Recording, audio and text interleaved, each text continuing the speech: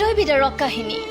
কৰ্মসূত্ৰে নিজৰ ঘৰেৰে গুৱাহাটীলৈ যোৱা ঘৰ মাটি সকলো হেৰুৱাই এতিয়া ৰাস্তাই ৰাস্তাই ঘূৰি ফুৰা এজন ব্যক্তি। হয়, এই কথা ব্যাখ্যা কৰি মানসিকভাৱে ভাঙি পৰে যুৱকজন। বৰপেটা জিলাৰ পালহাজীৰ এই ব্যক্তিজনে কোৱা মতে কৰ্মসূত্ৰে গুৱাহাটীলৈ যোৱাৰ পিছত তেখেতৰ সতিলা ভায়েকে তেখেতৰ ঘৰ দুৱাৰ ভাঙি দখল কৰাত এতিয়া অসহায় হৈ পৰিছে যুৱকজন। এলৈ বৰপেটা সদৰ থানাত এখন এজাহাৰ দাখিল কৰিছে যদিও এতিয়ালৈকে কোনো ধৰণৰ ব্যৱস্থা ল'ব পৰা নাই।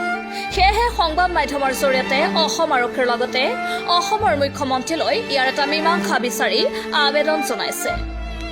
বৰপেটাৰ পৰা এক বিশেষ প্ৰতিবেদন প্ৰাইম টাইম এনি।